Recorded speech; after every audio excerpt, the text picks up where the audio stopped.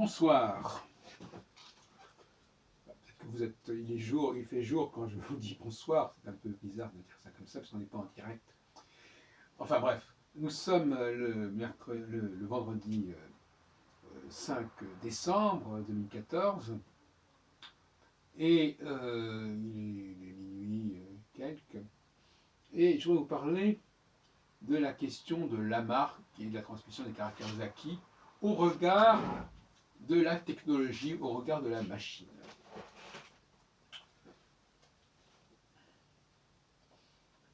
Vous savez qu'on bute beaucoup sur cette question des transmissions, des caractères acquis. On considère souvent, encore aujourd'hui, que c'est pas parce que quelqu'un acquiert une qualité de son vivant, c'est-à-dire au cours de sa vie, qu'il la transmettra. Tout se passe comme si on disait non, il faut que ça se produise au niveau génétique, et là, si effectivement il y a des mutations génétiques, alors là, d'accord. Mais ça n'est pas lié à un phénomène culturel. Or, la transmission des caractères acquis, c'est culturel. Donc il y a une opposition entre le culturel qui n'est pas transmissible, sinon par la culture, sinon par la transmission éducative, mais autrement, ça doit passer par quelque chose de plus profond qui échappe à l'homme et qui serait non pas de l'ordre du culturel, mais du naturel.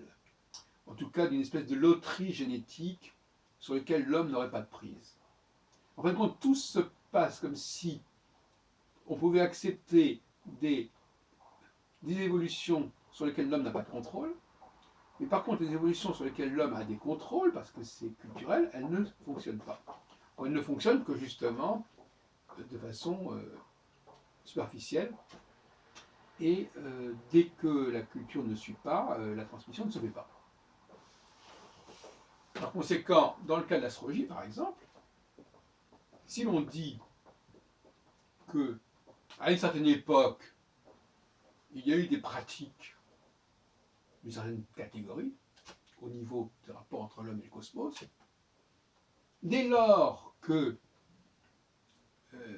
la culture concernant ces pratiques n'existe plus, eh bien il n'y a plus de transmission des caractères acquis. On ne peut plus suivre la trace. C'est comme quelqu'un qui traverse un fleuve, les chiens n'arrivent plus à suivre la trace. Donc, il ne peut y avoir de transmission des caractères acquis que dans le cas d'une culture qui se perpétuerait indéfiniment, sans aucune interruption. Et en tout état de cause, ce ne serait même pas réellement une transmission de caractères acquis, mais simplement la perpétuation d'une culture, d'une éducation. Car le mot-clé qu'on entend constamment, c'est formation, c'est éducation. Donc ce n'est pas transmission de caractères acquis. Et d'ailleurs, les femmes ne veulent pas entendre parler de la transmission des caractères acquis.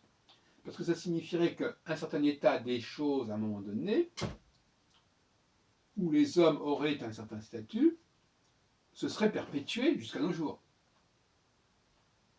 La transmission des caractères acquis mettrait en question l'effet du culturel, l'effet de l'éducation, l'effet de l'information. Donc il y a un conflit.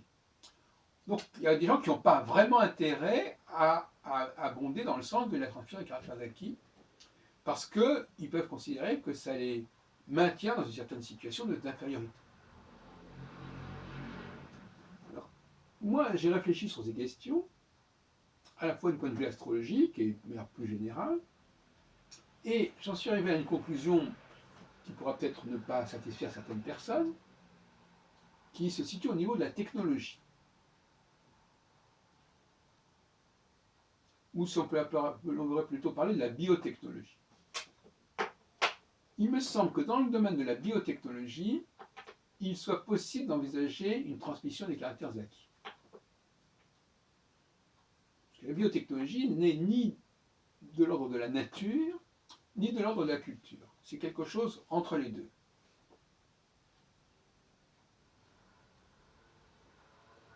J'entends par là que, selon moi, l'astrologie, parce que je prends ce modèle-là, mais en fin de compte, ce qui serait vrai pour l'astrologie serait vrai pour d'autres disciplines, d'autres domaines, bien évidemment, si c'était vrai pour l'astrologie, si tant est que ce le soit, que ça le soit. Moi, je développe l'hypothèse suivante, chers amis, à savoir que une civilisation supérieure aurait instauré, il y a des millénaires, une certaine biotechnologie. C'est-à-dire qu'elle aurait raccordé l'homme, elle aurait programmé l'homme.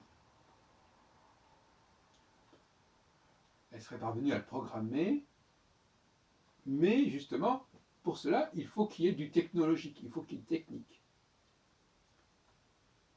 Ce sont des technologies que nous ne possédons pas actuellement encore, mais qui ont pu être connues dans un passé très ancien, surtout si ça venait d'autres planètes ou d'autres galaxies. À savoir que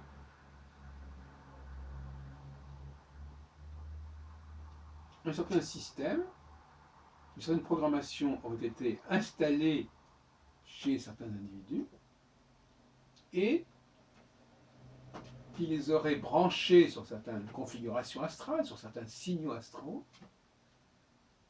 et cela se serait maintenu et se serait perpétué. Et ça vaut d'ailleurs aussi pour les travaux de Michel Gauquelin sur les parce que et ça, alors là, les statistiques de Gauquelin, si elles sont valables, si tant est qu'elles soient valables, laissent entendre bien évidemment qu'il y a eu une transmission biotechnologique qui fait que les hommes d'aujourd'hui, étant complètement décalés, bien qu'étant totalement décalés de toute culture astrologique, en dépit de ce que peut affirmer Geoffrey Dean, qui suppose que quand même les gens ont cherché à faire que leurs enfants naissent sous certaines configurations. Passons.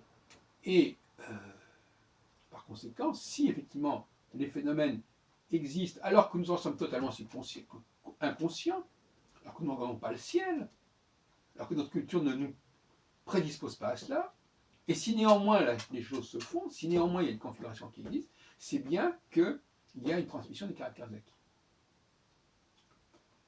Alors, donc on revient au point de départ, sauf que si on introduit le paramètre technologique, et bien là on sort de l'aporie et on arrive à quelque chose qui fait sens. Alors je sais bien que de toute façon, c'est toujours comme ça que ça se passe, on résout un problème, on en pose un autre. Mais ce n'est pas le même problème, hein, et ça ne pose pas les mêmes... Par exemple, si je dis, non, ce ne sont pas les astres qui agissent, mais c'est nous, humains, qui percevons les astres d'une certaine façon, et qui agissons par rapport à ces perceptions, bien évidemment, on évite le problème du débat avec les astronomes et les astrophysiciens sur l'influence des astres, puisqu'on dit que ces astres n'ont aucune influence, que c'est nous qui sommes marqués par nos représentations. Donc ils n'ont pas rien à dire, ce que j'ai appelé dans des articles il y a longtemps, les astronomes disqualifiés, donc c'est pas leur truc. Et en ce sens-là, je trouve qu'il est inadmissible que des astronomes écrivent sur l'astrologie, parce que ce n'est pas du tout leur affaire. Si l'astrologie est une construction anthropologique, sociologique, un phénomène de projection, c'est pas leur affaire. Alors il ne faudrait quand même pas qu'il y ait l'argent du beurre, le beurre et l'argent du beurre. S'il dit que l'astrologie soit autre chose qu'un phénomène culturel, et bien à ce moment-là, ils n'ont rien à dire. Si ça n'existe pas, ben, ils n'ont rien à dire. Voilà. Si ça existe, ben, ça ne veut pas dire pour autant que les astres agissent sur nous. Ça veut dire par là qu'ils agissent sur nous parce que nous les avons intégrés dans notre mode d'augmentation, mais pas parce qu'ils agissent en raison de leur rayonnement, quoi que ce soit. Ça, c'est un point que j'ai déjà développé en 1986, donc il y a 28 ans, dans l'étrange histoire de l'astrologie, dont la première partie s'appelle la pensée astrologique, l'étrange histoire astrologique que j'ai co-signé avec Serge Hutin, aux éditions Artefact. C'est pas d'hier, ce modèle. Mais à l'époque, je n'avais pas développé la thèse de la biotechnologie. J'avais dit simplement que les sociétés, à force de croire à certaines choses et de pratiquer certaines choses, eh bien finalement, elles se programmaient au niveau de leur subconscient. C'est une thèse aussi, hein, entre parenthèses. Il est possible que sur le poser les questions au niveau du subconscient et de l'inconscient collectif permettent aussi d'expliquer quelque part la transmission des caractères acquis.